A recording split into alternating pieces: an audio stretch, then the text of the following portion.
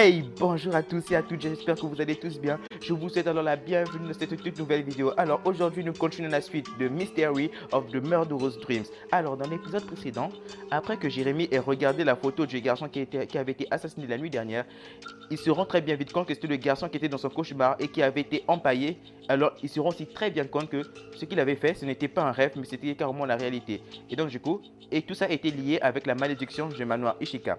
Alors, chaque fois qu'il prend le bus, il se trouve encore dans ce rêve assez étrange, là où chaque personne qui est dans ce bus meurt d'une façon étrange. Et lui, il remarque que son tour viendra bientôt et que sa façon de mourir à lui sera un suicide par explosif. Alors nous allons tout de suite nous lancer encore de la suite de cette toute nouvelle vidéo. Let's go!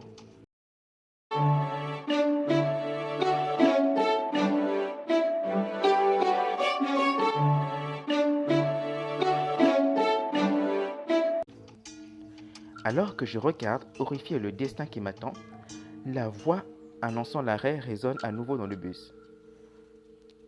Prochain arrêt, étouffé. Mon regard se pose sur le passager portant cette étiquette. Il regarde droit devant lui, mais cette fois, je peux voir la terreur dans ses yeux. Non, non, c'est impossible. Le bus s'arrête. Il doit y avoir un moyen d'arrêter ça. Mais j'ai beau tenter de toutes mes forces, je n'arrive pas à bouger. Je tente de me réveiller, mais rien ne se passe.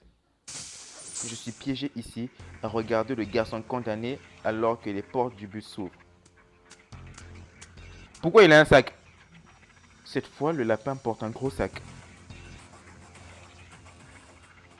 et avance vers le garçon portant l'étiquette étouffée, aussi calmement que s'il voulait lancer une conversation. Puis, pose le gros sac sur la tête de sa victime. Le garçon bouge enfin, mais bien qu'il tente de s'échapper du sac, le lapin le tient fermement en place. Non, s'il vous plaît, faites que ça s'arrête.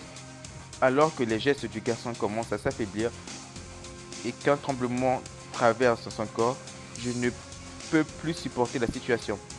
Non, arrête! Sortez-moi d'ici, laissez-moi sortir! Jérémy? La voix semble venir de très loin, je peux à peine l'entendre à travers mes cris de panique. Jérémy, réveille-toi, réveille-toi! Réveille-toi! Que... Je me redresse avec un petit cri de soupir, de surprise. Ah! Désorienté, je réalise que le siège à côté du mien n'est plus vide. Quelqu'un y est assis, me secouant. Jérémy, réveille-toi! Tu aurais pu me donner une gifle, hein?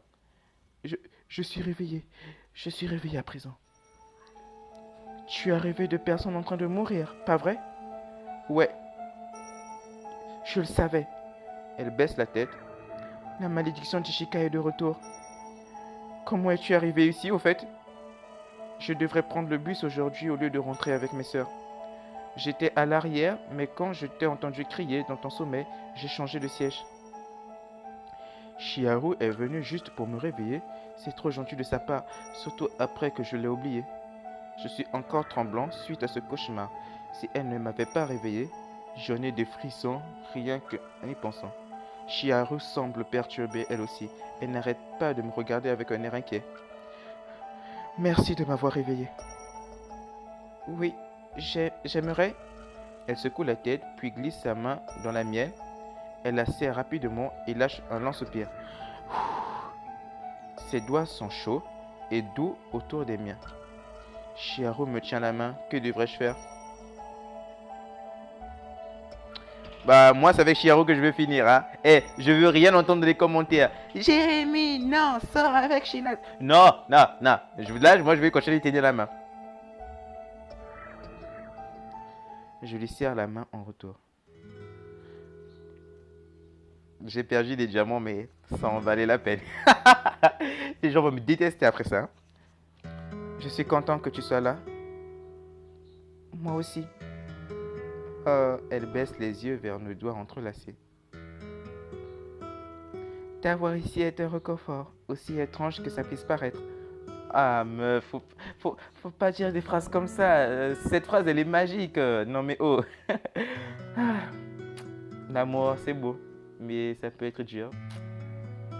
Moi, je suis un gars compliqué. Friendzone, quoi. Bref, on continue. Je veux dire, ce n'est pas comme si j'étais contente que tu fasses ces cauchemars. J'aimerais que ce ne soit pas le cas. C'est que si je dois gérer ça, elle secoue la tête. Désolée si je m'exprime mal. Ce n'est rien. Je comprends ce que tu essaies de dire. Oh, c'est trop mignon. Je me tourne pour lui faire face dans le siège et l'enlace rapidement. Elle reste complètement immobile, mais avant que je ne puisse me reculer, elle me rend mon empreinte. Mec, faut pas faire des bails comme ça, c'est dangereux. En même temps, c'est toi qui as choisi de lui continuer à lui serrer la main, Jérémy. C'est bon, c'est bon. Oh, foutez-moi la paix. Je suis surprise. Je ne savais pas que tu étais du genre à enlacer comme ça. Eh bien, je ne sais pas à quel point, mais à un moment pareil, c'est la meilleure façon que j'ai trouvé d'exprimer ma gratitude. Ce n'est pas comme si je t'avais sauvé la vie. Je suis sûre que ce n'était pas ton arrêt dans le cauchemar. Je suppose que non, mais quand même rester dedans plus longtemps aurait été horrible. Elle me serre fort pendant un moment. Lorsqu'elle se remet à parler, sa voix est douce. Est-ce que tu as vu la mort suivante? Ouais. Je suis désolée. Je suis contente que tu aies pu me réveiller avant que ça n'empire. La dernière fois, le lapin avait commencé à avancer vers moi avant que je ne me réveille. Qu'est-ce qui se serait passé s'il m'avait atteint? Mec, mais il ne faut pas savoir. Merci, Chiharu. De rien, Jérémy. C'est le moins que je puisse faire pour toi. Je ne peux m'empêcher de me sentir mal à l'aise de savoir qu'elle se souvenait de moi et moi non. C'est pas ta faute, alors je suppose que je ne faisais pas beaucoup de câlins quand nous étions amis, hein? Tu ne t'en souviens pas? Elle me lâche et se redresse à nouveau dans son siège. Son regard est intrigué lorsqu'elle me regarde. Je ne me souviens à peine de quoi que ce soit avant mon déménagement. Oh, je vois, eh bien, je n'ai jamais eu l'impression que tu aimais beaucoup les câlins. Ça fait longtemps? Oui, en effet, je devais arrêter de te juger à travers tes souvenirs. Ça ne me dérange pas du tout. Les gars, ça c'est clair, arrêtez de juger à la base des souvenirs, hein, parce que concrètement, il y a certains trucs qu'on est capable d'oublier et d'autres non. Donc, bon, ok, je continue. Non, je crois qu'il est important de repartir à zéro. Vous voyez les amis, cette histoire nous apprend aussi beaucoup de trucs, à savoir que repartir à zéro, c'est parfois une bonne solution lorsqu'on est dans une relation parfois un peu compliquée. Recommencer tout à zéro et essayer de changer les choses. Nous redevenons amis, mais pour toi, c'est comme si nous nous rencontrions pour la première fois. Faisons comme si c'était le cas alors et apprenons à nous connaître. Ça ne te dérangera pas? Pas du tout. Étrange, même après toutes ces années, je me serais attendu à ce qu'elle réagisse plus fortement. À la place, elle semble presque pressée de repartir à zéro. Eh bien, dans ce cas, je suis contente de faire ta connaissance, Chiharu. Je lui tends à nouveau ma main et elle me la serre. Une poignée de main paraît presque idiote après que nous nous soyons tenus la main et enlacés il y a à peine un petit moment. Oh, c'est trop mignon. Mais cela crée aussi un sentiment de connexion entre nous qui me fait sourire. Les mecs, moi, les gars, je m'en fous de ce que vous voulez. Mais moi, en tout cas, vu que le jeu là, c'est une histoire d'horreur et un peu d'amour, c'est avec elle que je veux finir. Hein. Peu importe ce que vous allez dire. Je suis contente de te rencontrer à nouveau, Jérémy. Quoi qu'il arrive, tu peux compter sur moi. J'espère, hein. J'espère bien, parce que lorsque tu dis compter sur moi, j'espère vraiment pouvoir le faire, même si les situations deviennent compliquées entre nous. Quand tu dis tu peux compter sur moi, bah ça implique aussi, même dans des moments là où toi et moi on est en froid. Parce que en amitié, c'est quand même savoir prendre soin des autres, même quand on ne s'entend pas si bien que ça. Après, je ne pense pas pouvoir arrêter l'apparition de tes cauchemars, peu importe à quel point je le veux. Me réveiller m'aide plus que tu ne le réalises. Oh, je Je vois à quel point ça aide quand on voit à quel point je m'en lassé.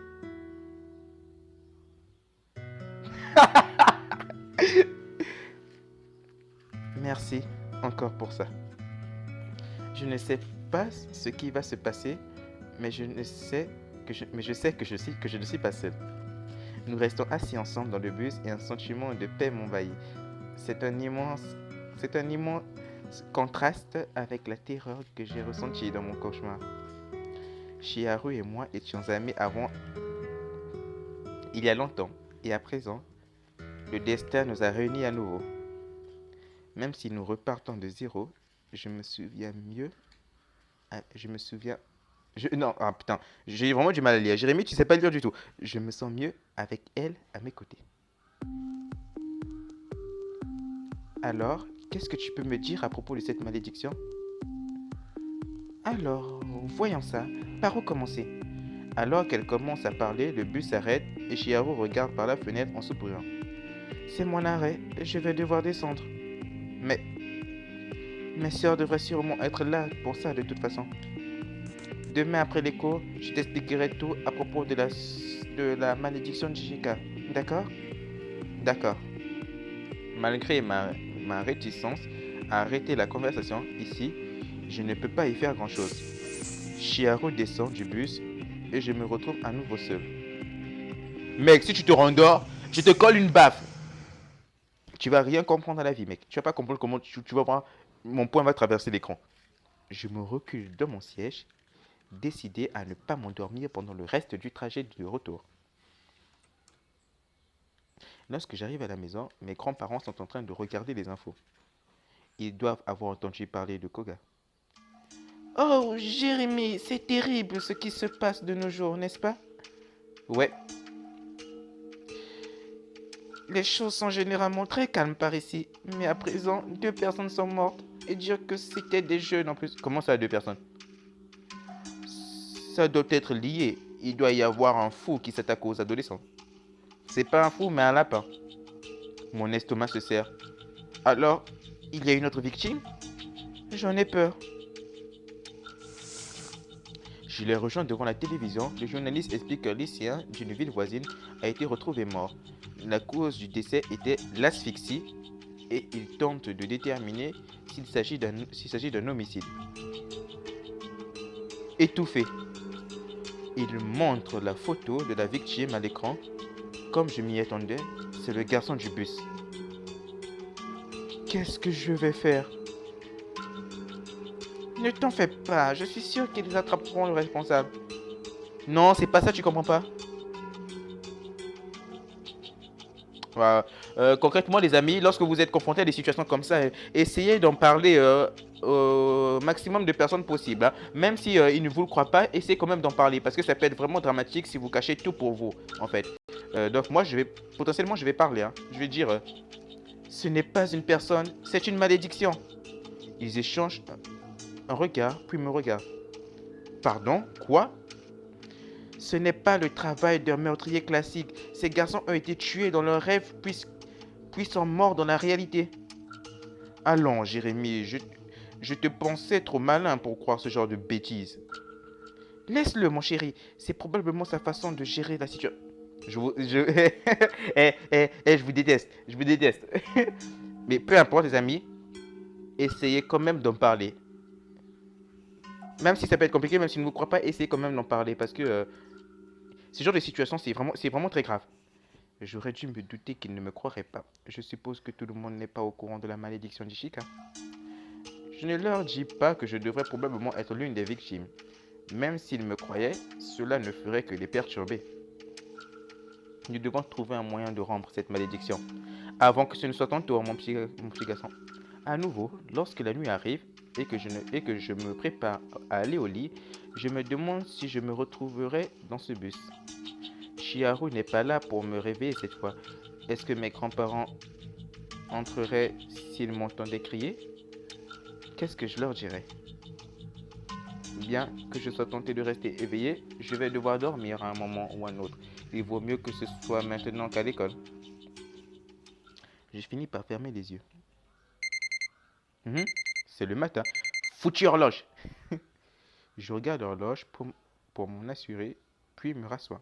Pas de cauchemar, je me demande si ça veut dire que je dois être dans le bus pour que cela se produise.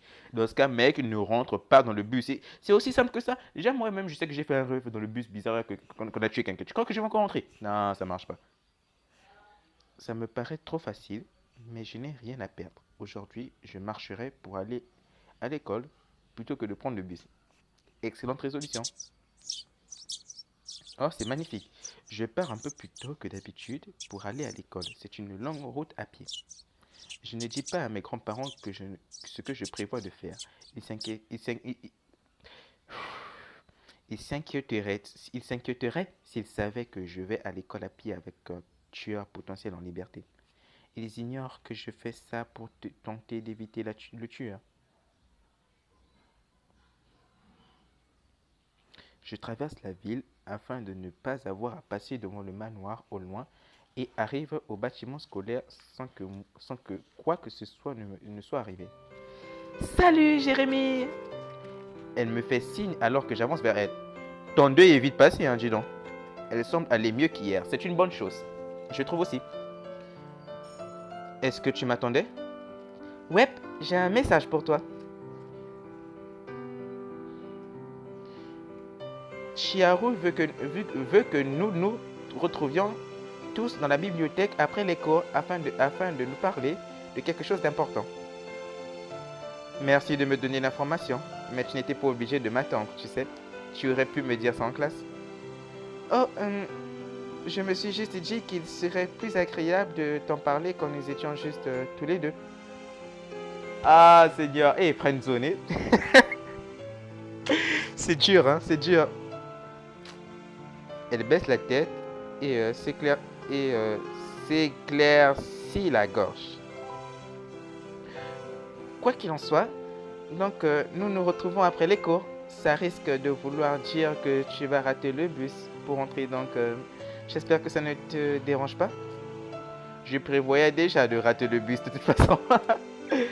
Mais le plus important, pourquoi est-ce que Shifuyu voulait me parler ce? Est-ce qu'elle flirtait avec moi? C'est impossible que tu sois aussi aveugle, là. Regarde. Déjà, dans la vie, il y a des personnes comme ça qui sont aussi capables de rougir, hein. Donc, lorsque tu les vois, elles te parlent et puis elles rougissent comme ça. Tu peux déjà te dire qu'il y a quelque chose qui se passe derrière là. Mais bon, ici, vu que on est noir, bah nous on ne peut pas rougir. Donc du coup, c'est très facile pour nous de cacher ce que l'on ressent. Mais elle, par contre, elle peut rougir. Que devrais-je dire?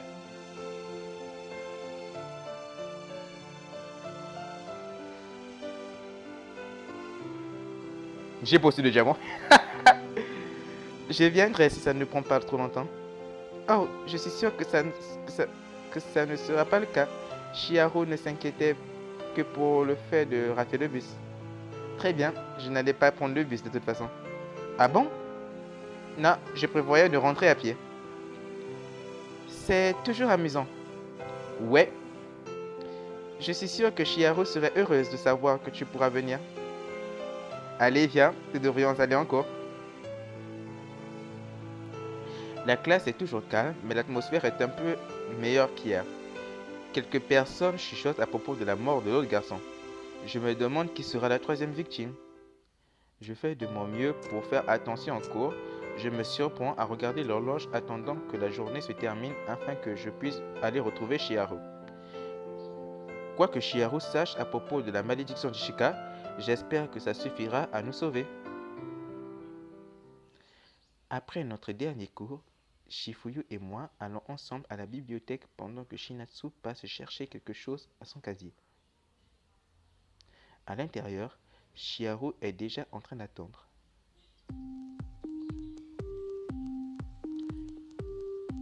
Il n'y a que vous deux? Shinatsu voulait d'abord passer à son casier. Quoi? Je me demande pourquoi. Je ne sais pas, mais elle semble en savoir plus que ce qu'elle nous montre. Pourquoi est-ce que nous nous retrouvons au fait? Elle ne lui ont pas encore parlé de la malédiction. Désolé d'être en retard. Où étais-tu? Shinatsu lève un petit livre. Pourquoi il y a un pentagramme sur ton livre? Je voulais amener ça. C'est l'occulte. Oh non. Allons nous asseoir pour parler. Oui, toi aussi, Shifuyu. Mais c'est très important. Nous nous asseyons tous autour d'une des tables de la bibliothèque, même si Shifuyu semble vouloir être n'importe où d'autre. Nous devons parler de la malédiction de Chichika. On est obligé? Oui, Jérémie a été touché par la malédiction. Quoi? C'est vrai, de ce que nous en savons en tout cas. Ton ami Koga a été tué par la malédiction lui aussi. Oh non! J'ai déjà raconté les bases de la malédiction de Chichika à Jérémie. Mais je ne comprends pas. Pourquoi est-ce que ça m'arrive maintenant? Pourquoi est-ce que ça arrive maintenant? Laissez-moi vous raconter ce que je sais à propos de la malédiction de Chichika. Shinatsu se penche vers moi et baisse la voix jusqu'à chuchoter. Elle en sait déjà probablement plus à propos de la malédiction que moi. C'est elle qui m'en a parlé en premier après tout. Intéressant. Chiharu ne semble pas du genre à aimer les histoires de fantômes. Peut-être qu'elle savait que c'était vrai.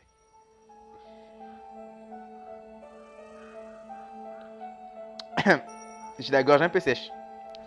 Il y a de nombreuses années, une petite fille nommée Ishika s'est perdue dans un manoir abandonné en périphérie de la ville. Elle est morte là-bas et son esprit tourmenté le hante depuis. Je repense au manoir et tremble. La pensée d'être coincé là-bas et de mourir seul est trop terrible pour s'y attarder. À présent, il est connu comme étant le manoir Ishika et quiconque met un pied à l'intérieur est maudit par la colère d'Ishika et condamné à mourir. Mais moi, je suis même pas rentré à l'intérieur.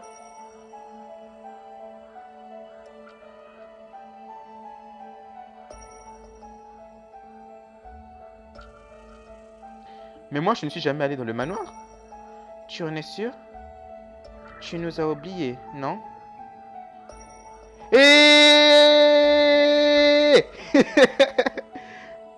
Mais est-ce que tu es en train de dire que j'ai été maudit il y a toutes ces années, que cela ne prend qu'effet que maintenant parce que je suis revenu? C'est la seule explication logique. Alors peut-être que Jérémie devrait simplement quitter la ville. Cela fait très longtemps que la malédiction de Chichika n'avait plus pris de vie. Mais à présent, il semble que...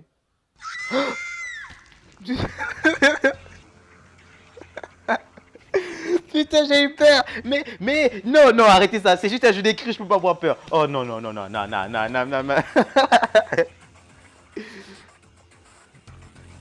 Le cri perçant retentit dans la bibliothèque. Chiharu se tait. Mon sang se fige et je saute de mon siège pour me retourner. Putain, j'ai eu peur. J'ai peur de ouf, les amis. Je vous mens pas. Derrière nous, entre deux étagères, une petite fille hurle de douleur et se griffe la peau. Elle est en feu. Rochi. Alors que je regarde la scène horrible, je reconnais la fille du bus. La malédiction de Chichika prend sa troisième victime. Est-ce que nous pouvons faire quoi que ce soit? Découvrez-le dans le prochain chapitre.